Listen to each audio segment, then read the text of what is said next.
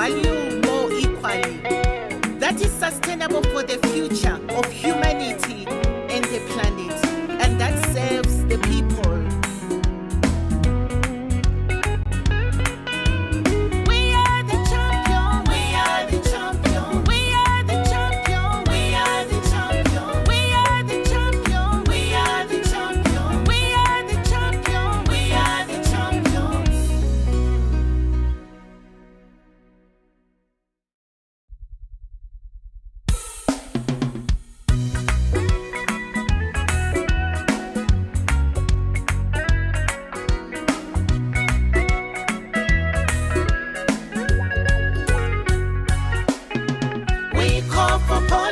And practices that put people first. We call for policies and practices that put people first. You and I are the people to hold our governments to account. You and I are the people to hold our governments to account. We are the champion. We are the champion. We are the champion. We are the champion. We are the champion. We are the champion. We are the champion. We are the champions.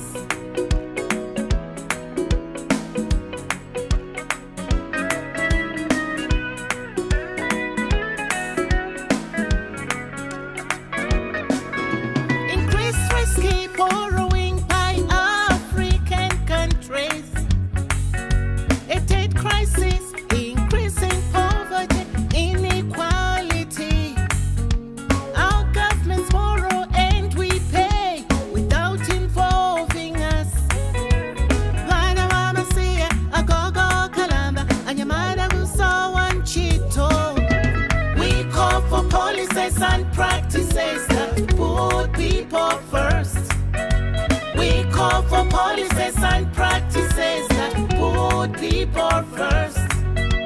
You and I are the people to hold our governments to account. You and I are the people to hold our governments to account. We are the champion. We are the champion. We are the champion. We are the champion. We are the champion. We are the champion. We are the champion. We are the champions.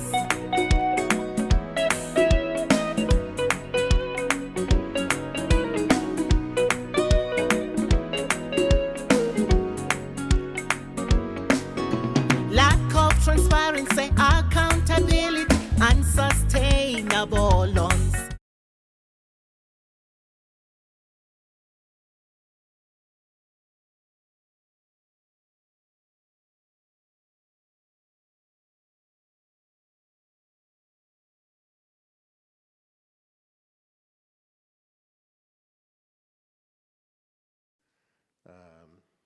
It punishes those at the bottom and sort of leaves those at the top without paying their fair share.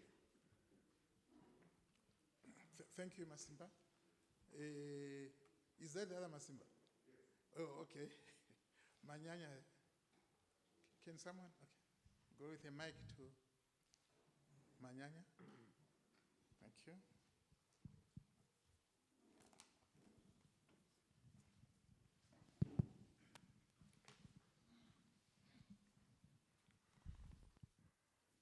Hi, thank you.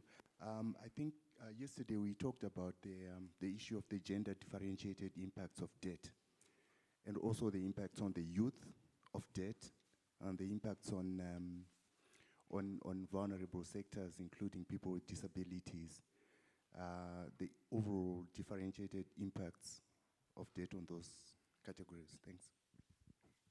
Thank you. Thank you.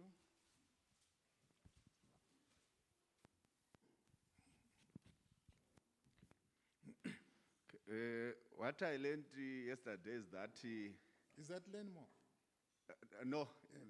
Zinyama. Oh, Zinyama. Okay, Dr. Zinyama. Okay. Yes. Thank you. What I learned yesterday, which attracted my attention most, it was the point that as far as the relationship between China and Zimbabwe, or Africa in general, in terms of the investment which is coming into the country or into the continent.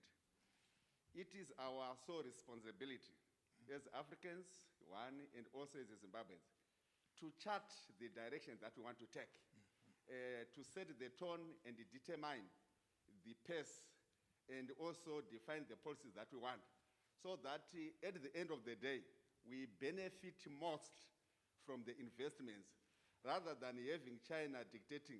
So it really attracted my attention and say, yes, if we do it that way, even if we borrow, even if we get the loans, so the loans can have a long-lasting impact as far as, poverty alleviation is concerned, infrastructure development.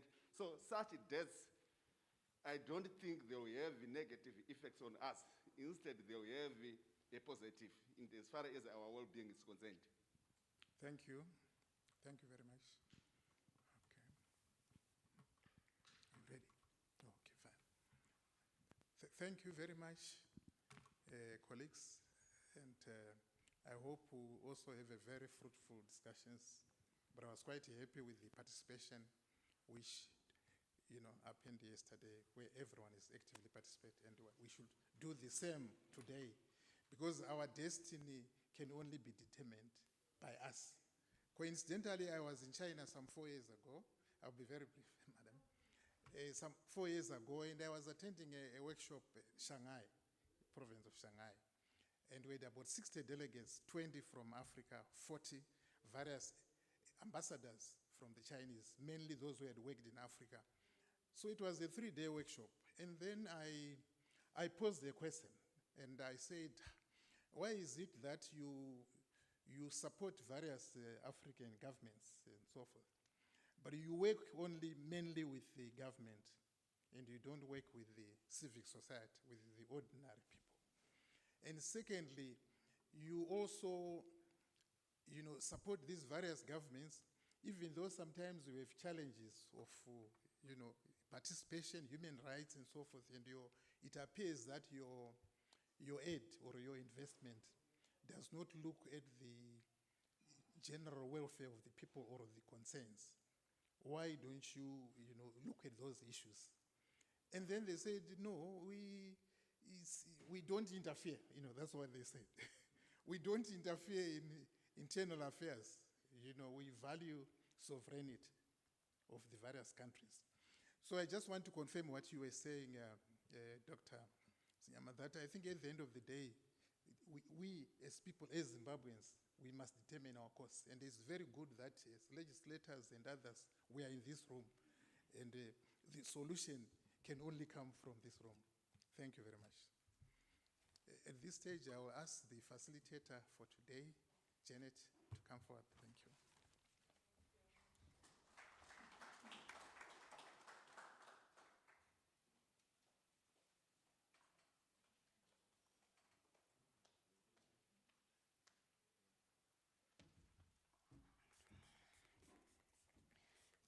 Thank you very much, and a very good morning to you all. And thank you for the recap for what transpired yesterday. I think quite a lot and heavy discussions for us to understand our current context in terms of debt management, the challenges that we are facing as a nation, and I think some recommendations, great recommendations that also came out from the report on the debt management, the annual report that has been done and will be concluded soon. So thank you very much for staying and for the robust deliberations that we had yesterday. Our honorable members of parliament, government officials, business, civil society, it is great that we are continuing with this conversation. And taking from yesterday, today's session, this morning's session, session 4, we are going to look at transparency and accountability in public finance. And today we are going to look at the issue of debt and how related it is to the extractives and mainly to the mining. So we have 2 papers of presenters, one from Dr. Gordon Moyo, on resource-backed loans and sustainable development. I think this trend of resource-backed loans is a worrisome one. The report yesterday touched on some of the aspects in terms of projects that have been backed by loans, and if we do not discuss it, we will face problems in the future, and we may actually hamper the sustainable development that we so require. We'll also have Veronica Zano from Southern Africa Resource Watch. She will talk about public debt and the extractives. And these are two great comrades, colleagues, and experts in these areas. And I'm sure we're going to learn a lot. Then we'll have our discussants from Parliament, Honorable James Chidakwa and Honorable Brian Dube, who chairs the Portfolio Committee on Public Accounts. We'll have hear from civil society at the Pan-African level from Mr. Mkasiri Sibanda. I'm honored because he's also our National Board Chairperson. He is the coordinator of the Stop the Bleeding Consortia with Tax Justice Network Africa. We will hear from Zimbabwe Environmental Law Association as well as part of the discussants. Hopefully, maybe by that time, we'll have someone from ZAC. If not, we'll proceed, but now at the moment, they haven't arrived. So that is how this session is going to be. Then we'll have our plenary. So at this point in time, let me first call on Dr. Moyo to give us his presentation. Thereafter, we'll get into Veronica's presentation before I call on the discussants. Thank you. Dr. Moyo, you're welcome.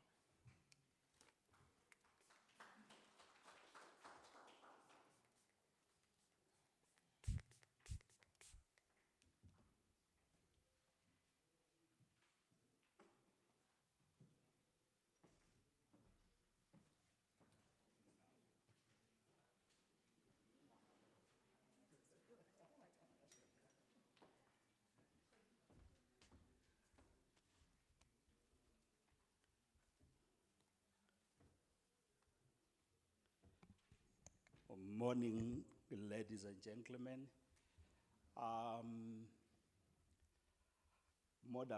Madam Director, I enjoyed yesterday.